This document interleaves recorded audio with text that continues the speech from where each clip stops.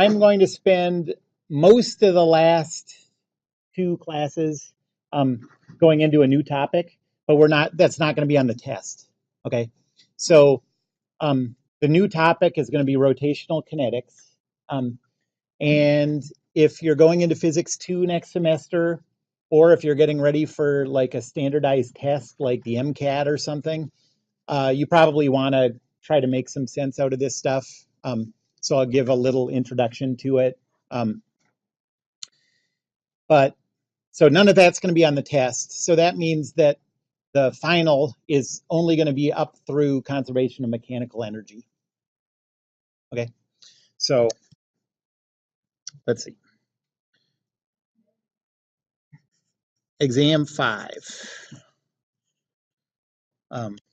So for the night class, that's next Monday, a week from right now at 6 p.m. That's the 17th, I think. 12/17 at 6 p.m. And that's in this room, S1326. Or if you can make it work with your schedule, you can also take it on Thursday. Well, not also, do one or the other. So that would be the 20th. And I forget the time. I think it's probably 2. Okay. So 2 o'clock, that's in the room over, S1328.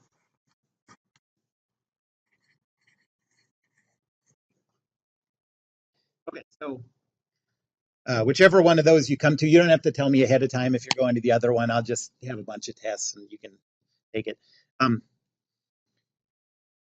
And the topics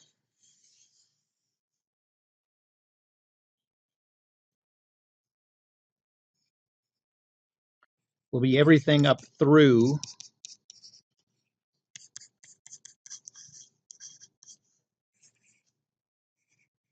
conservation of mechanical energy.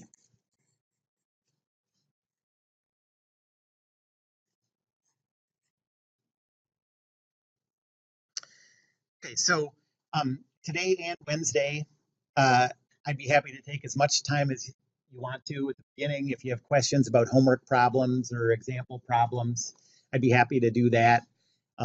So basically, like as long as you want to spend getting ready for the stuff that's going to be on the test, I'll do that. And then after I'm done with that, I'll go into the new stuff.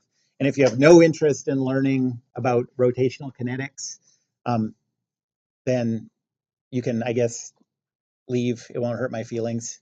But I think you should listen. That's my opinion.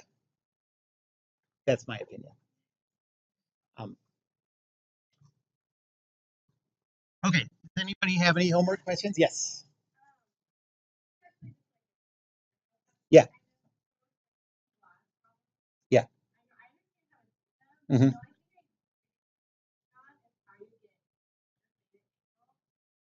Yeah.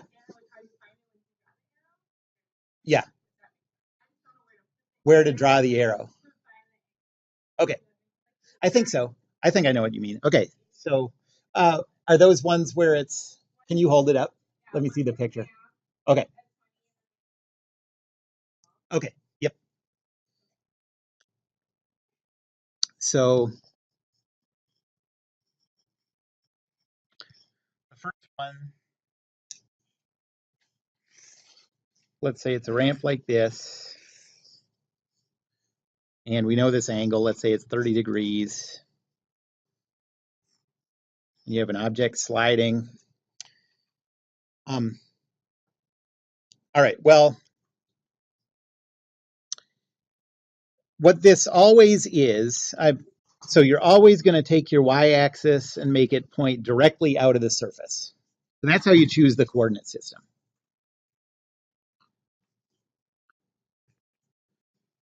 And then from there, it's really just doing the same kind of problems that we did in the vector practice problems, where you have some weird orientation of the coordinate system, and you take your vector and put the tail at the origin and try to find that angle. So let's think about, let's say that this is at this instant sliding down the ramp, so that's the direction of motion. And I'll draw the free body diagram, and then we'll think about the angles. Free body diagram, object is at an angle like that.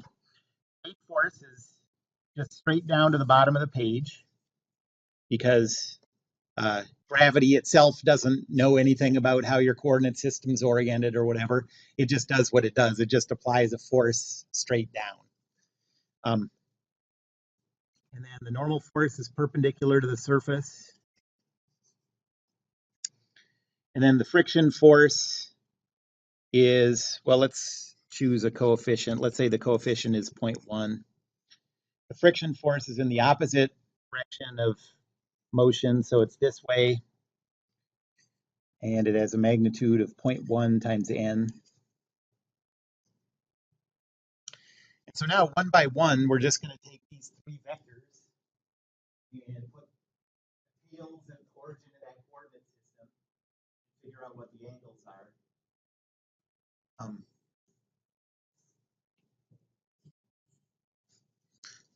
So it turns out that this is always going to be the case if you use this rotated coordinate system. The normal force is always in the positive y direction. So that's easy. That's always just 0n. The friction force is always in either the positive or negative x. In this case, it's positive x. So that vector is just going to be 0.1n and then 0 for y. And so the only one that's complicated in this problem is, so here's the coordinate system. And the weight force just goes straight down to the bottom of the page. And that has a magnitude mg. I didn't give a mass.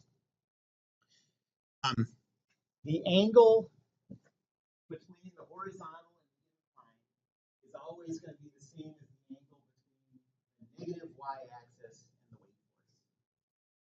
And you have to figure out on which side it's going to fall. But in this case, so we want the angle that you get starting at the positive x-axis and going counterclockwise until you hit the vector. So 90, 180, and then it falls 30 degrees short of 270. So it would be 240 in that case.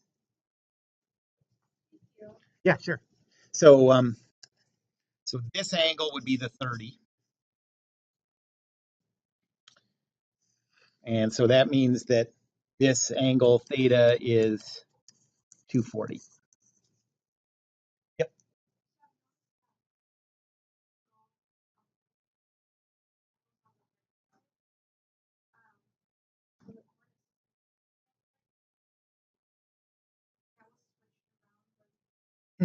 That's true.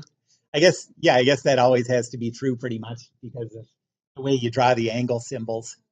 Yeah.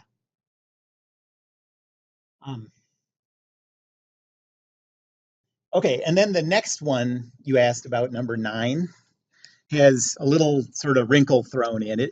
I mean, it doesn't really, but it feels like it does. You're really doing the exact same thing. So, also, let me just finish this. So the weight force would be mg times cosine and sine of 240.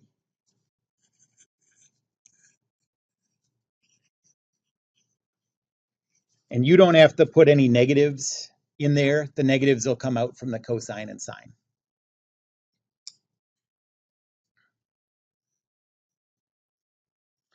Okay, so the next one is the one where the incline is a vertical wall and the object sliding along the wall.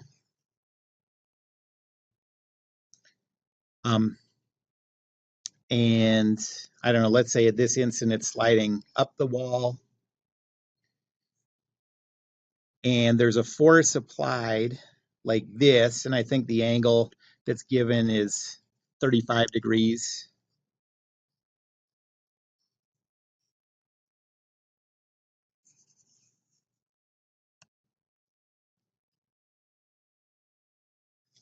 Okay, so our coordinate system for this problem is going to have the y-axis pointing this way and the x-axis straight up.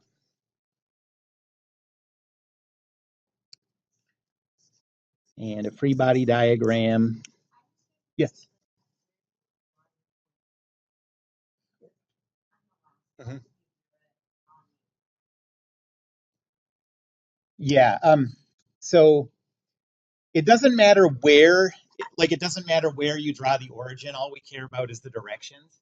But yeah, I would just always draw it. So whatever the surface is, the object is sliding or rolling. The yeah, draw it on that, and the y-axis always points out of the material into space, straight out of the incline, straight out of the surface. And then the x-axis is always parallel with the surface. But it doesn't matter if, I could have drawn this coordinate system. I mean, I just drew it wherever I could fit it in. I could have drawn it down here.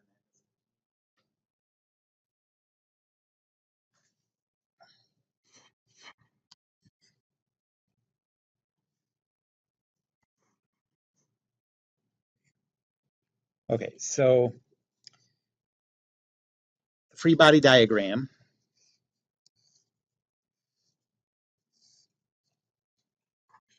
There's a weight force straight down, and that has well, let's give this a mass. Let's say this is, and let's give this a force. Let's say this is 100 newtons, an applied force. And let's say the mass is 10 kilograms. So then the weight force is 10 kilograms times 9.81, so 98.1 newtons. And then the normal force is out of the surface toward the object. So that's the normal force. Oh, and let's give a coefficient of friction. Let's say 0.15 for this one. Friction force is opposite the direction of motion. So in this case, it's down the wall. And the magnitude is 0.15 times the normal force. And then we still have this applied 100 Newton force here.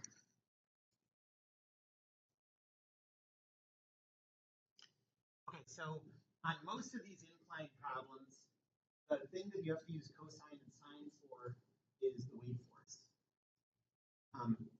In this one, it turns out, just because this angle is exactly, that wall is exactly 90 degrees from horizontal, it turns out that it's pretty easy to just eyeball the components of the weight force. That's just in the negative x direction. Okay. But the ones that are complicated are just the ones that aren't lined up with the axes. And in this case, there's one that isn't lined up with the axes, and that's this 100 Newton force. Okay. So that's the one that you have to use cosine and sine for. Notice that really, I mean, we could use cosine and sine for all of these if we wanted. It's just, if it's easy to just eyeball what the components are, then you tend to skip that step. But we could think about these one by one. So here's the coordinate system. And the normal force, if I drew this normal force vector with its tail at the origin, it would look like this. It would have a magnitude of n. So what's the angle from the positive x-axis to the vector for the normal force? There's the positive x-axis, so it's 90. Okay. And so you could write this as n times cosine and sine of 90. And what you get is just what you get by eyeballing it. That has to be the case. So it's 0 for x. It's in the positive y direction, so just 0 positive n. And the weight force, same thing. Put the tail of this vector at the origin. So it would start here and go down. The angle would be 180 degrees. And so you'd have 98.1 times cosine and sine of 180. and that would give you negative 98.10. Okay. Same with the friction force. Like you can always use cosine and sine for all of these. Like really what you're doing, no matter what force you're talking about, you're doing the same thing. You're just putting the tail at the origin of your rotated coordinate system. And then, either in your head or on your calculator, figuring out what the magnitude times cosine and sine of the angle is. But so now, the more complicated one this time, the one that you can't do in your head,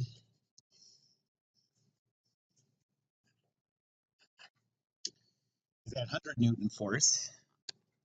So put its tail at the origin and draw the vector. And it has a magnitude of 100. And we know this angle is 35 degrees. Now, what's the angle from the positive x-axis to this vector? So the angle we want is this. It's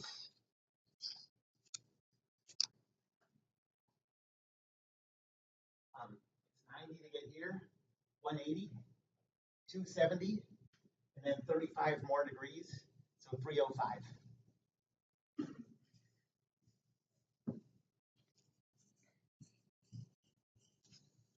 And so that force vector is 100 times cosine of 305 and 100 times sine of 305.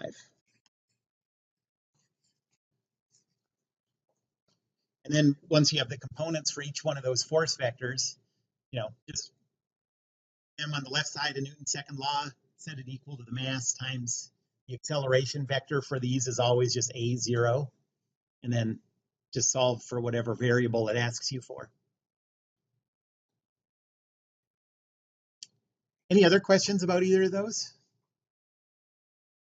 Yes.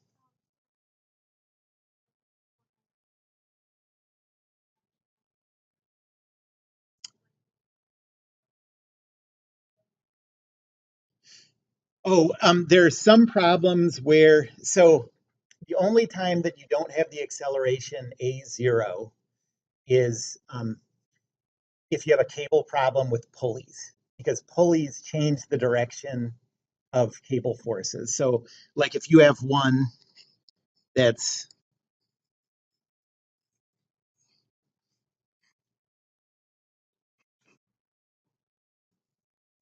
so let's say you have pulley there and something rolling here, and then it's connected by a cable to a hanging mass. Then the acceleration for this one, you would write as a0.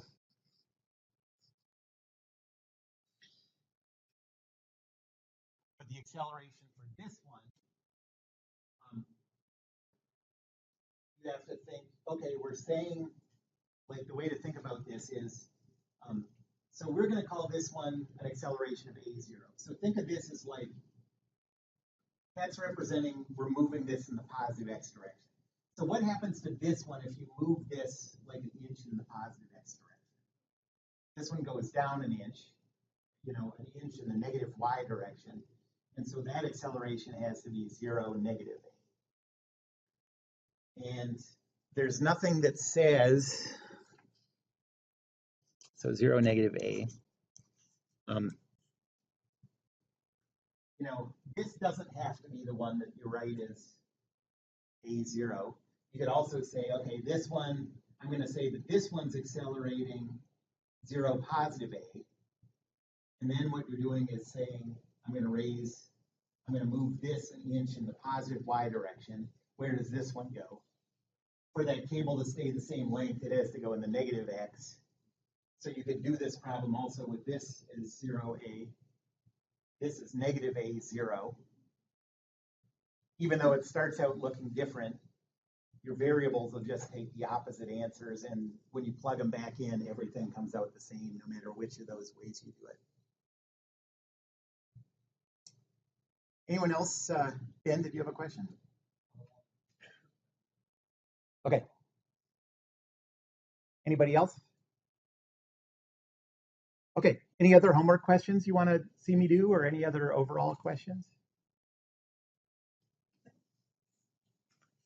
Um, so for next time, I'll take as many questions as you want. So you might want to go through some of those like energy and conservation and momentum questions and make sure that those make sense to you, and I can answer questions about those.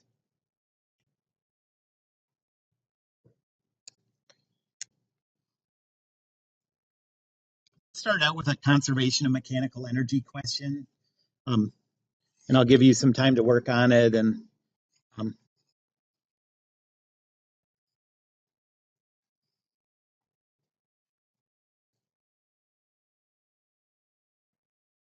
okay, so let's say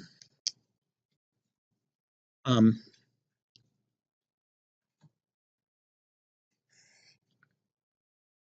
there's a skier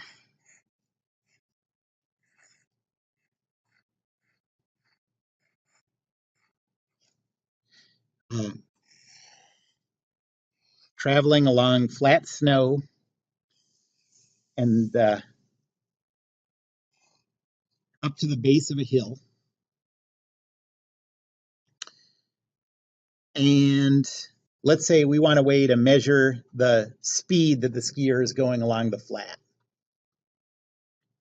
So let's say this speed is v, and we want to know what that is. So let's say that the skier reaches a high point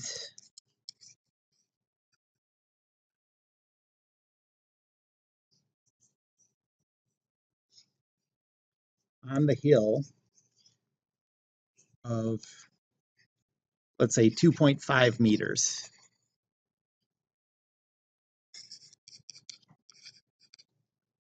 What was the speed of the skier along the flat?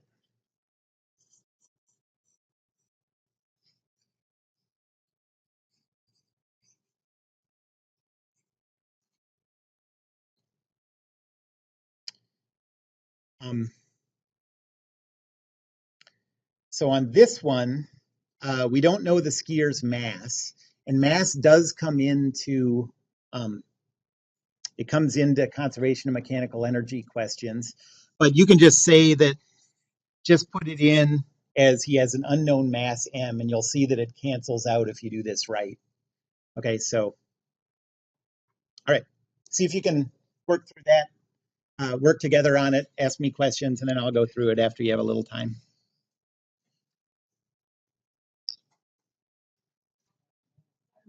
No, that's fine. It's been 5 days or whatever. Okay, so uh, so first we have to make sure that the only forces that do work are conservative forces. So there can be spring forces or weight force, um, and then anything else has to be either a normal force or a centripetal force with a circular motion. Um, and so if you think about a free body diagram of the skier at some point during this motion, there's a weight force, there's a normal force, so this qualifies. So we can use conservation of mechanical energy. Um, and now we'll set up like instant one. That's where he's skiing along the flat. Yep. There's not in this one, but there can be spring forces. I'll do a spring problem after this. That's right. Yeah. Um, and then instant two. So instant one is skiing along the flat. Instant two is when he reaches the highest point on the hill. And we have to choose a height equals 0. Um, let's say it's just the bottom of the hill. You can choose it anywhere. Um, you could choose your height equals 0 to be 10 meters up the hill if you wanted. That would be, sort of a complicated choice. But you could still do the problem just the same. It's just that the gravitational potential energy would just be 0. Not 0, it would be negative everywhere, which would look weird. squared, but it would still work out the same. So you can choose anywhere to be your height equals 0. Just be consistent with it through the whole problem. So I'm going to choose height equals 0 along the flat. Then the potential energy, we only have gravitational potential energy. And that's equal to mgh. So I'll write that as 9.81 times the mass times the height of 0. So there's no gravitational potential energy. Anytime the subject is at the 0 height, the gravitational potential energy is 0. And then there's kinetic energy. That's 1/2 times the mass, m, times the speed that we're trying to find, squared. So that's all we can say about it, just 1/2 mv squared. And now instant 2 is when the skier has reached the highest point on the hill, just as he's about to turn around and come back the other way. Yeah, question?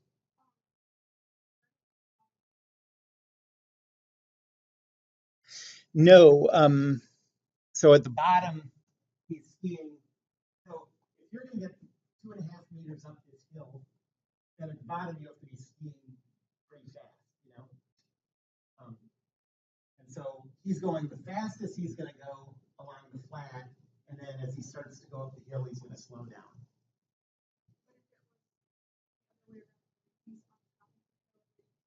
Right. Yes, that's right. So the higher you are with gravitational potential energy, the higher you are, the more potential energy you have, and the less kinetic energy you have. Like going down, you're always exchanging going down for more speed. You know, I mean, think about like you're used to that with sledding or whatever, like skiing or sledding. As you go down the hill, you pick up speed. And then if you started to go up another hill, you'd slow down as you gained height.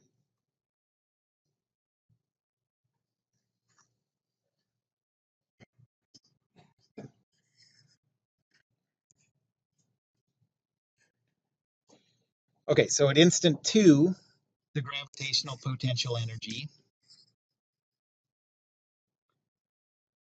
is 9.81 times m times the height, which in this case is 2.5 meters. So I think you get 24.525 m. And then the kinetic energy at that instant is 1/2 times the mass m times the speed squared. So when the person reaches the highest point on the hill, what's the speed? 0, right? So 0 squared.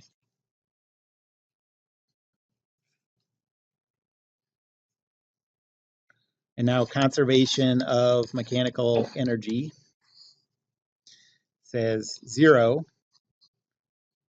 plus 1/2 mv squared is equal to 24.525 plus 0. And there's an m times this.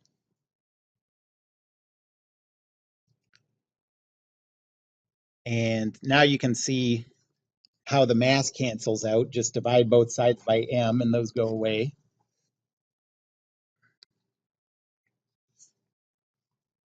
And multiply both sides by 2, and you get v squared is equal to 49.05.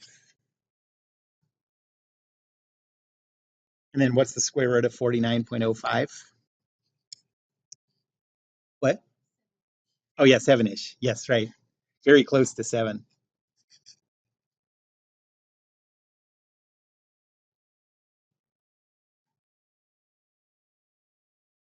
7, call it 7 meters per second, and we want the positive one.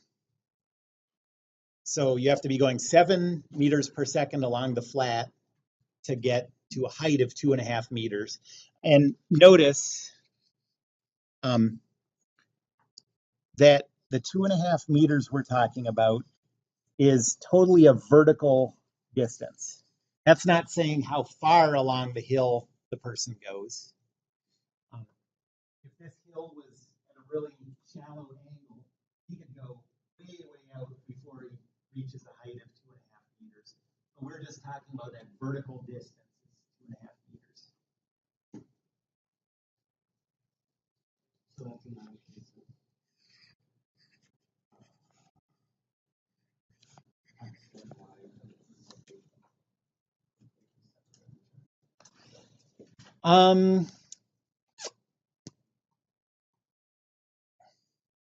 That is just a matter of all that comes into the potential energy function. The gravitational potential energy has to do with height.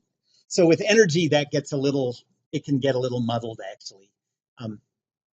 So what you're talking about, that's a good question. Think about that in terms of like Newton's laws, force vectors and stuff. Don't think about it so much that way with energy, because energy, in these energy problems, X and Y components sort of get mixed together in funny ways. Yep.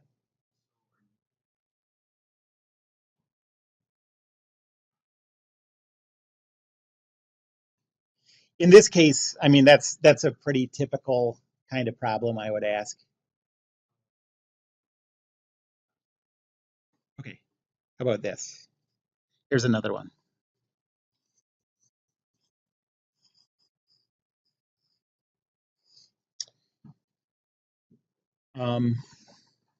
So now this skier is skiing along the flat. He's more aerodynamic this time.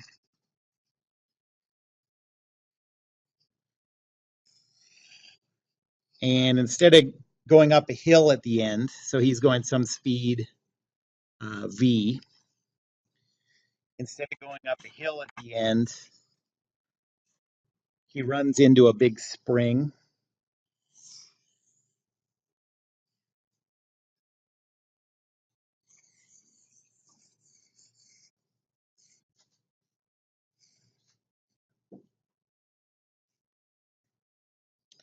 And let's say this spring has a spring constant of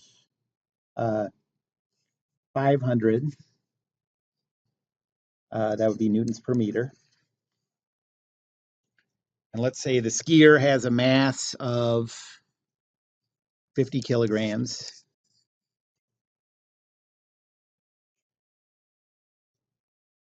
And the question is, how fast is the skier going?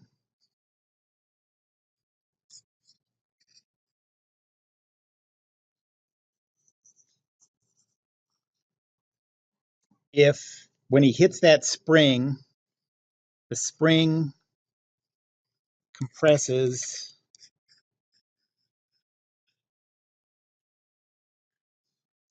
0.3 meters.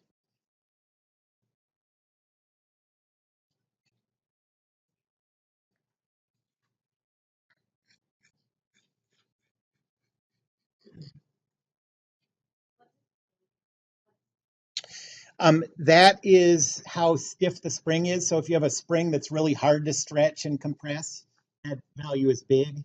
And if you have one that's easy to stretch and compress, it's small. Called the spring stiffness.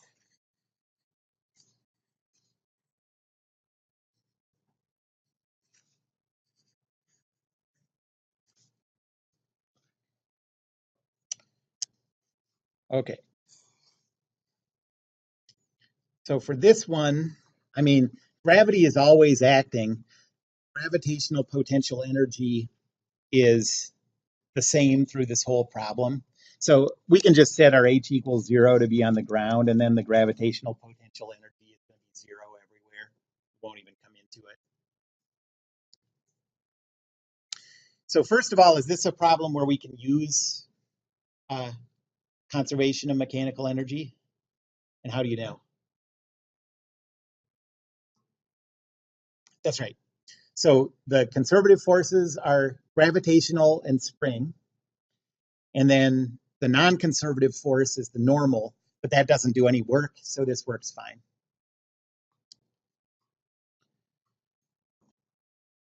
So instant 1 is going to be while he's skiing along.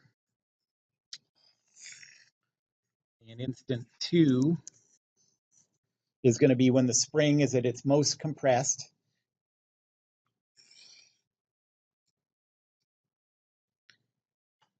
Okay, so at instant 1, the gravitational potential energy is mg times the height of 0, so it's 0. The spring potential energy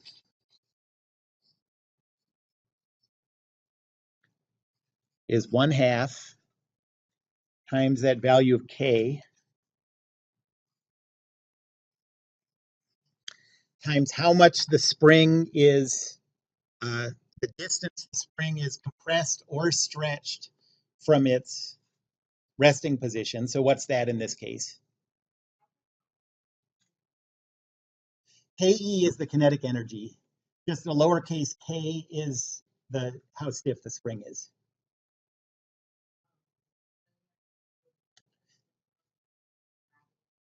Yeah, this is one where both of these two things act, so we have to take them both into account.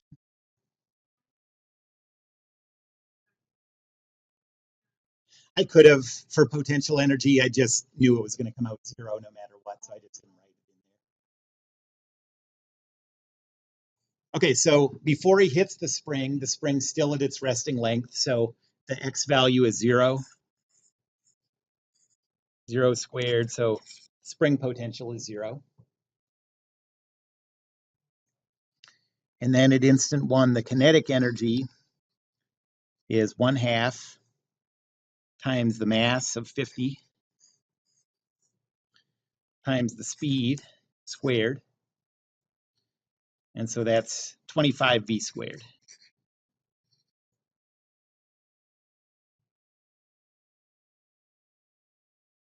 Any questions about that at instant 1? Yep. Okay. So now at instant 2, this is where spring is all the way compressed. Gravitational potential energy is mg. He's still at a height of 0, so that still comes out to be 0. The spring potential energy is 1/2 times the stiffness of the spring. Yes.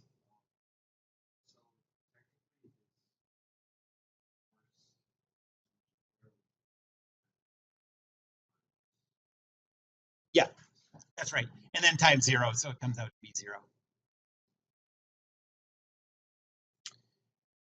Okay, and then now we have to know how far the spring is from its resting length and square that distance. So how far is it from its resting length at instant 2? 0.3, yep. Squared. And so we get, because for spring potential energy, the function is 1/2 times that value of k times x squared. For gravitational, that's where the mass comes in. So that's mgh. But if you think about it, like the spring doesn't really, like the force that a spring applies to something doesn't depend on the mass of the thing. The spring's going to push just as hard on a little thing as it is on a big thing. So it sort of makes sense in that way.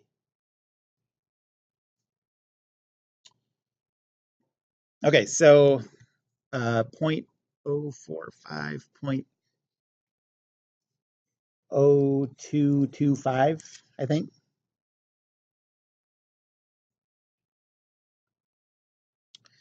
And what's the kinetic energy?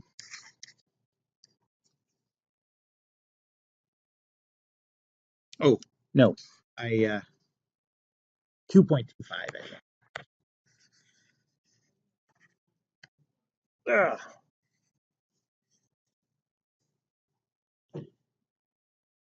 Okay, and then the kinetic energy is 1/2 times the mass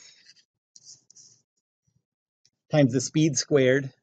What's the speed when the spring is the most compressed it's going to be before it turns him around and sends him going back the other way? 0. Yep.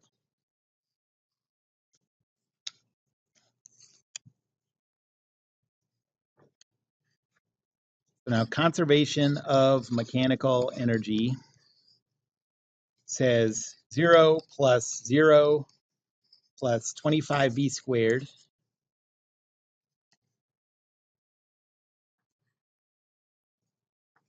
is equal to 0 plus 22.5 plus 0.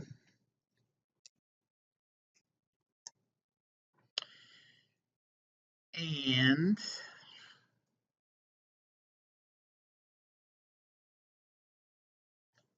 that says that v squared is equal to 0.9.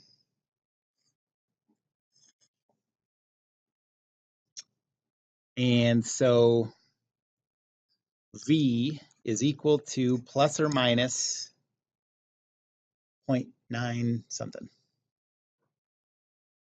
949? 0.949 meters per second. And we want the positive.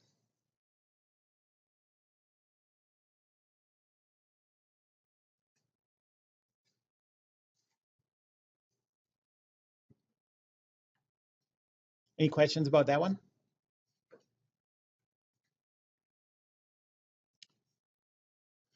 What do you think the answer would be if instead of the ground being flat here, it had a little bump that the skier had to get over before he hit this? Yep. Exactly. Yep, that's exactly right. So we don't care about what happens in between. That's sort of the amazing thing about using conservation of mechanical energy. We only care about our instant 1 and our instant 2. So as long as that little bump wasn't so high that he couldn't get over it, he'd slow down as he went up, then he'd speed back up as he went down, and when he got here, the story would be exactly the same as if that bump wasn't there. Yes? And then with his, so let's say we're looking for his velocity, like away from the screen. Yeah. Would it be like Newton's second law, which Yeah, it's not really. I think maybe you're thinking of Newton's third law, and that doesn't really apply there. But you're exactly right that if we still assume that, so this compressed to 0.3 meters and then shot him back the other way, and if we still could assume that there was not going to be any friction, which he'd probably have to have like double, his skis don't work so well going backwards, but let's say his skis did work fine going backwards and there's still no friction, then when this thing launches him out, his speed will be exactly what it was before. Yep.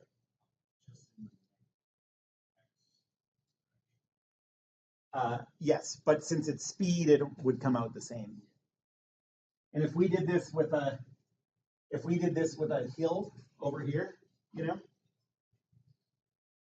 so this arched up and he went skiing this way, compressed that, bounced back, went up the hill until he stopped, then came back down the hill, sped up, went back.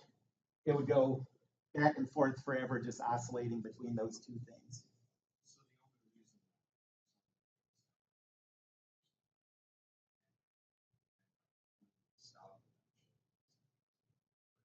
Friction, yeah, and air resistance. I guess those are sort of the same thing. Yeah.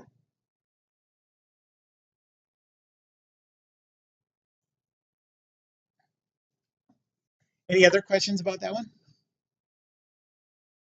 Yes. This one is about like kinetic energy. Why like use why Um, because when the idea is that he ran into the spring and it compressed, and he's slowing down as it compresses until he gets to the exact most compression, you know, and at that instant he's at rest. And then he starts to speed up the other way. It works the same as like an object getting to its highest point. Before anything turns around and starts going back the other way, it has an instant where it's at zero speed.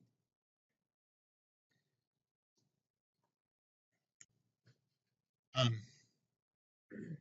let's do the one that I started to do last time.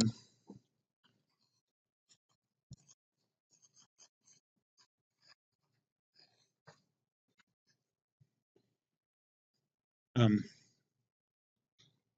so let's say that there's a spring attached to the ceiling,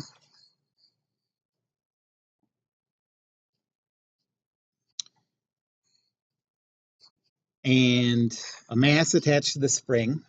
Let's say, go Vikings. Um, so let's say that there's a 1 kilogram mass attached to the spring, and let's say the spring has a constant of, uh, I don't know, let's say 300 newtons per meter.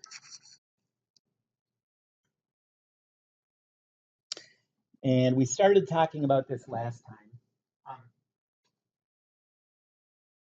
so if this spring was horizontal, and say this was on wheels, we did a problem like that. Um, then when this system is at rest, that spring would be at its resting length, right? It would be at the same length that it's in, just sitting in a drawer or whatever. Okay, sitting on the table. But here, if you're hanging it down, the weight of this object is stretching the spring. So if this is just hanging here like this, um, that that length is not the resting length of the spring. It's a little bit longer. I mean, it could be a lot longer depending on how heavy the thing is and what the spring constant is. Okay, so let's say this. We have it set up like this, where it's hanging below its resting length. And what we do is we lift up the mass until the spring is exactly at its resting length. Okay, not where it would hang at rest, but the spring's natural resting length.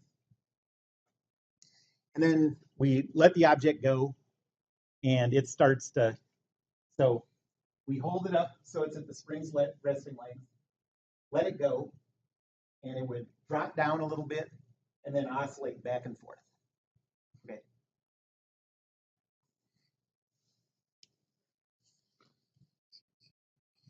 So we'll hold the mass at the spring's resting length,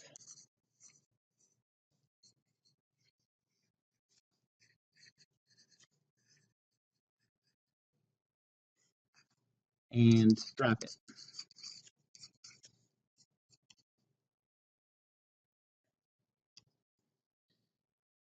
Um,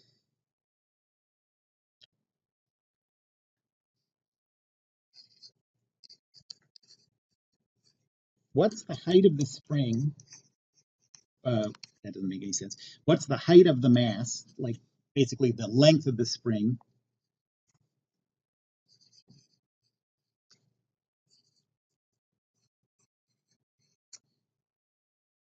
where the mass is moving the fastest.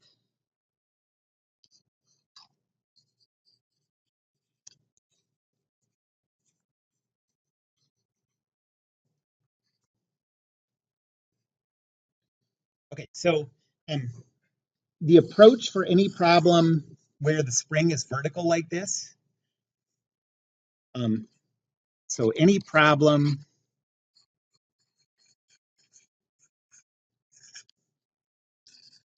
with a vertical spring,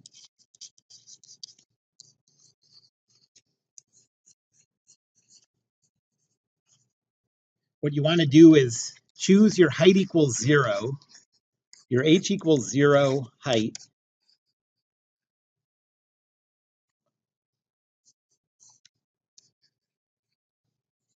be at the spring's resting length.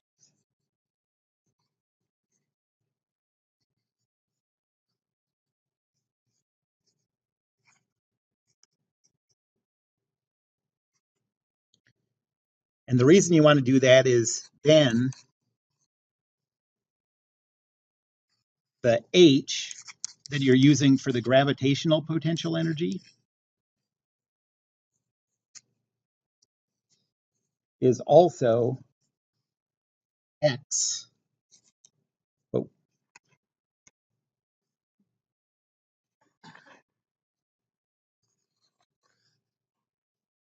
it's also the x that you're using for the spring potential energy. Bless you.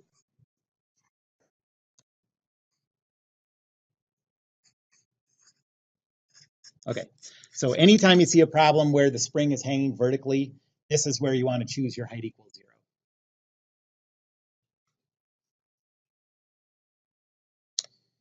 0. Can we use conservation of mechanical energy in this? Yeah, we have the two conservative forces. We don't have any non-conservative forces, so we don't even have to worry about any of them being 0.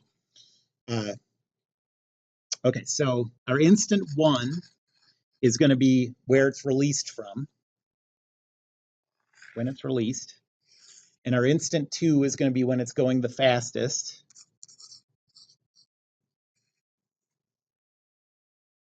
Yep.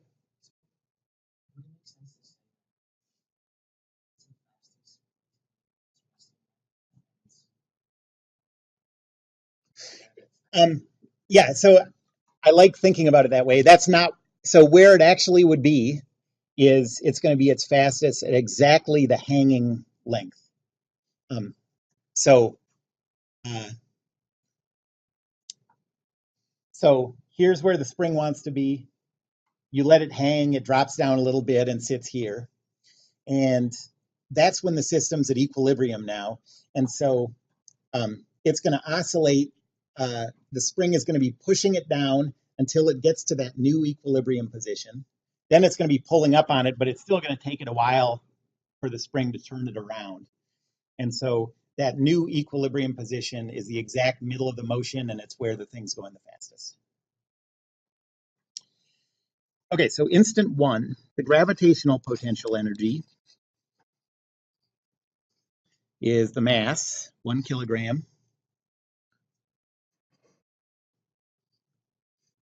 times 9.81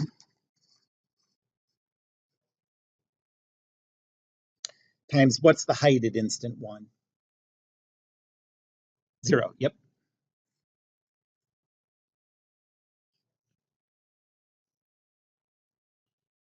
And then the potential energy for the spring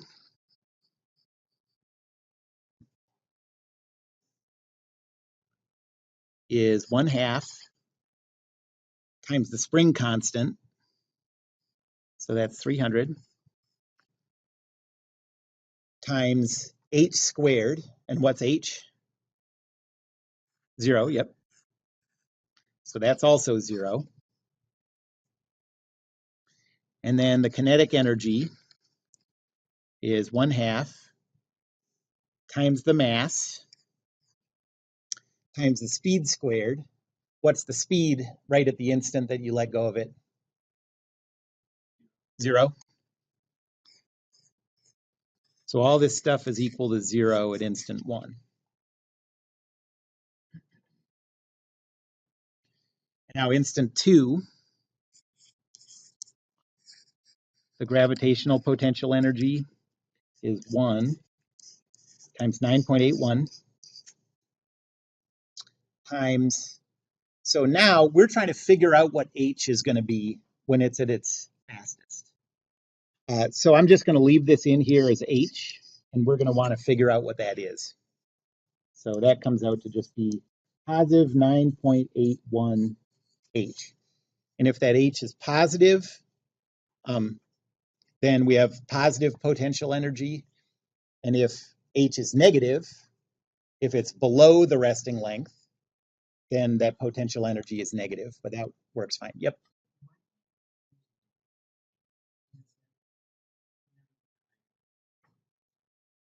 It will. It's going to, so because think of this is going to oscillate. And think of the weight and the spring force as sort of working together to determine when it's speeding up and when it's slowing down and whatever. So when it's on the way down, okay, so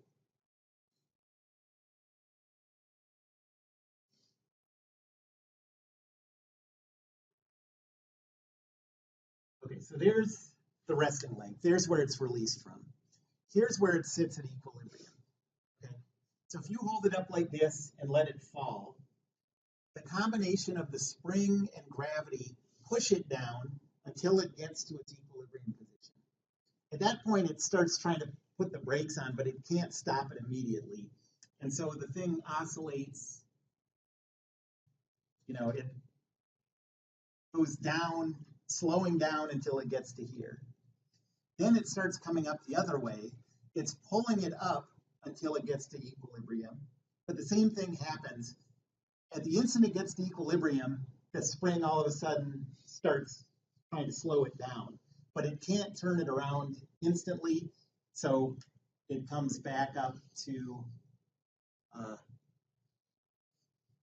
this height again. And so this will be the highest it is. This is the lowest. It's going to be the fastest at that position where it would hang still. And so when we calculate this h where it's at its fastest, we're also calculating the length of the spring at its equilibrium. Any questions about that?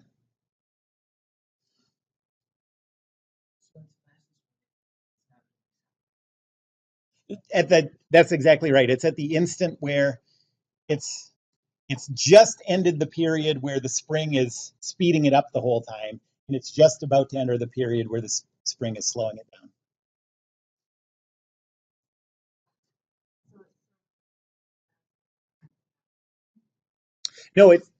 No, it's moving. It's just not accelerating.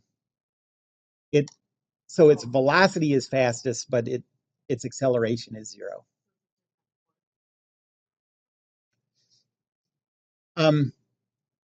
So the whole time,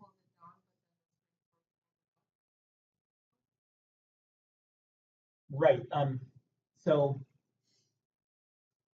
the whole time that the spring is shorter than that length that it would hang at, it's pushing it down. The spring and gravity together are pushing it down. So they're speeding it up, going down. Then once it gets past this length, gravity and the spring together are pulling it up. So they're slowing it down. So the fastest it is right before those start slowing it down.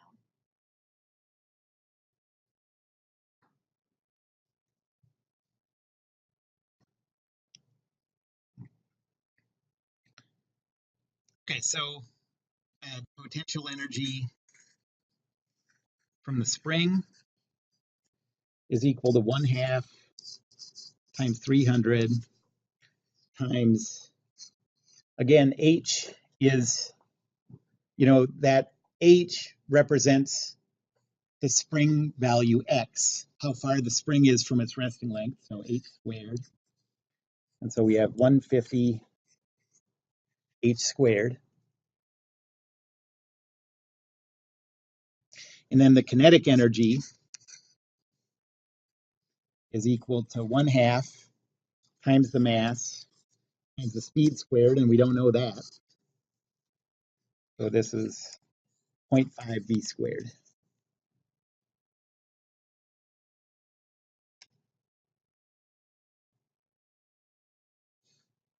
Okay, so conservation of mechanical energy says 0 plus 0 plus 0 is equal to 9.81 H plus 150 h squared plus 0.5 v squared.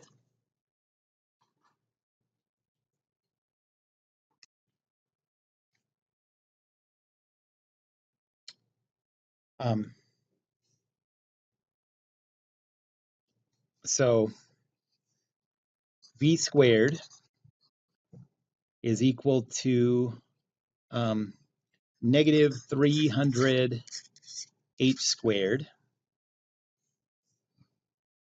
minus 19.62 h.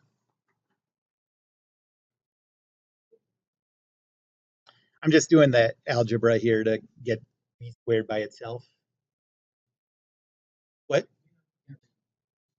Yeah, I multiplied everything by 2.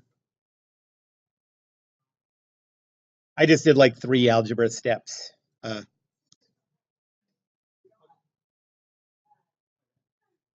So, okay, so 0.5 v squared is equal to negative 150 h squared minus 9.81 h. And then multiply both sides by 2. And you get v squared is equal to negative 300.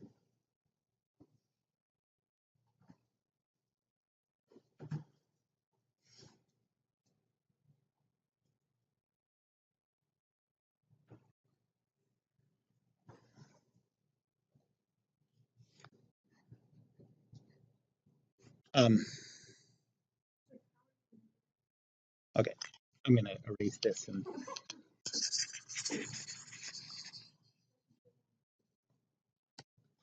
Okay, so I'm going to move these two over to the other side. So we get negative 150 h squared minus 9.81 h is equal to 0.5 v squared. And then multiply both sides by 2, so you get negative 300 h squared minus 19.62 h is equal to v squared.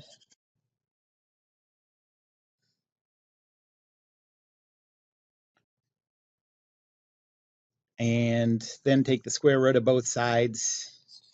You get v is equal to plus or minus square root of negative 300 h squared minus 19.62 h.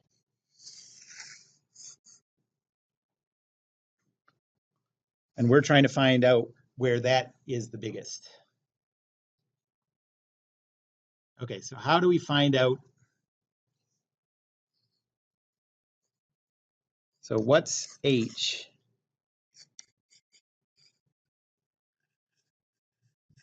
that makes v the biggest?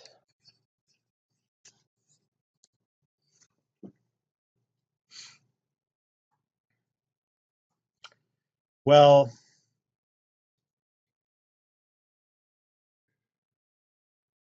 it has to be negative.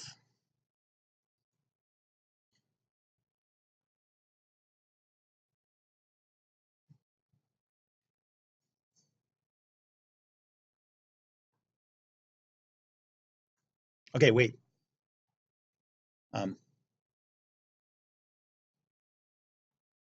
You just sit there for a second.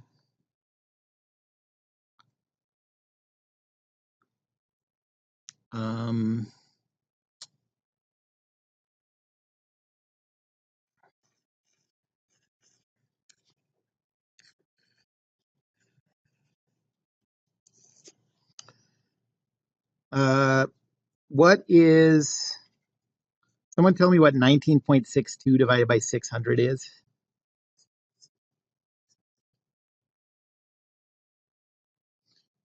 Okay.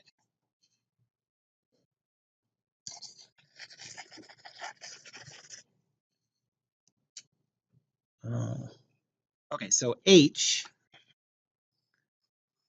is negative 0.032. 3.27 meters. You don't need to know how to do that, but you can do that with calculus, but obviously like I would never ask you to do that, except right now when I did.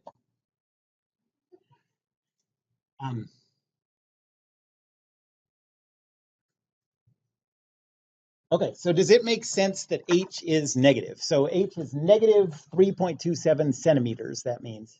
Does it make sense that it's negative? Yes, because, so I said that it's going to be moving the fastest as it goes through its equilibrium position. And remember, H is telling you height compared to the resting length of the spring.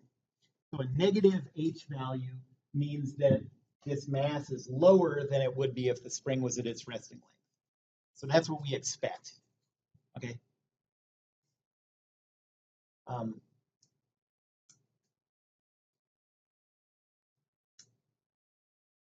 Okay, that wasn't a very satisfying end to that problem.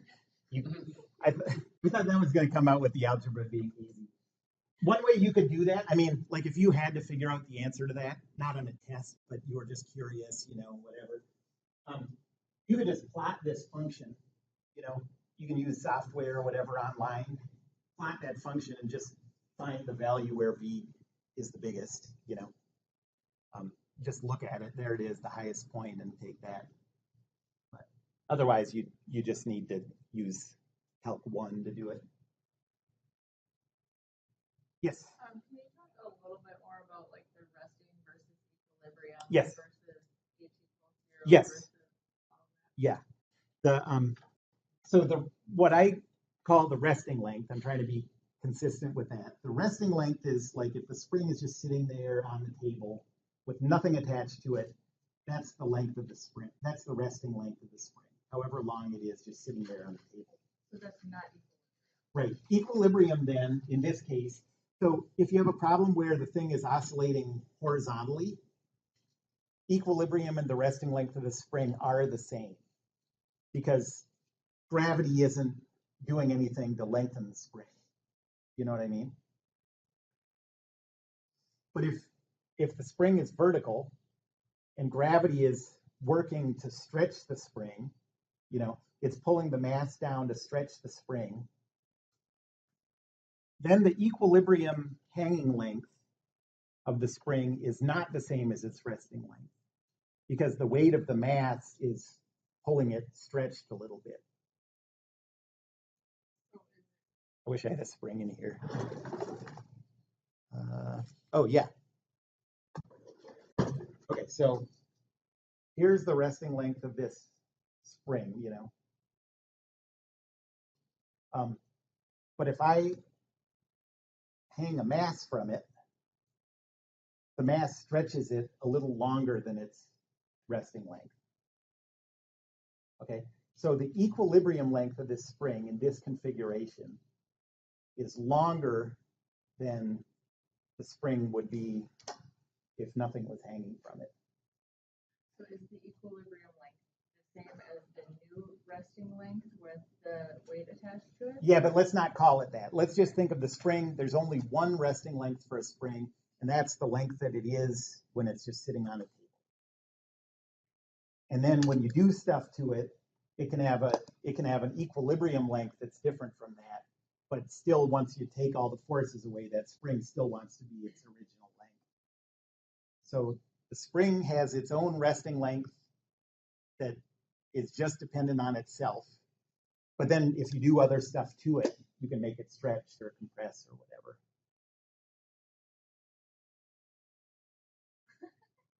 Any other questions right now? Yeah.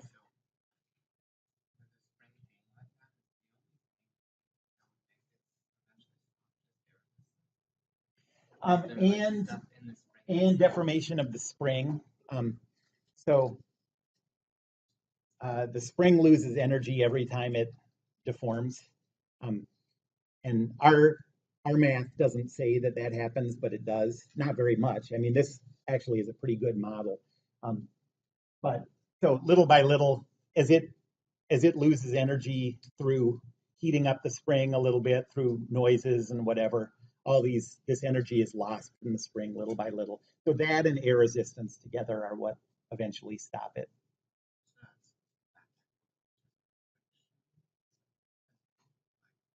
Yeah, well, the one in the, so air resistance is friction, but the energy that's lost as this thing deforms is sort of a different kind of thing. That's not really friction.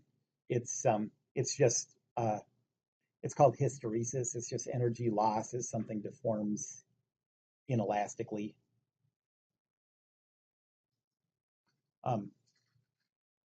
So if you imagine a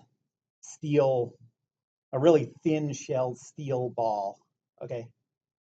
And if you drop it on a concrete floor, it'll bounce. It's almost it'll almost get all of the energy back that it got from you dropping it. It'll bounce almost. But if you took a sledgehammer and smashed it, it would bend in a way that it wouldn't bounce back. Okay. And every bit of deformation that isn't recovered immediately after the collision is energy that's lost. So, and even though a spring regains almost all of its energy, it still loses a little bit in that deformation. Okay, so bring questions for next time, and I didn't get to any of the angular kinetic stuff that I want to do next, but bring questions for next time, and I'll answer those as long as you want, and then I don't know. If we don't get to any angular kinetic stuff, by the way, for the people who would want this for next semester and stuff, I'll give you links to old lectures so you can look at that on your own if you want. But if we don't run out of time, I'll go through some of that stuff next time. Oh yeah, good question. We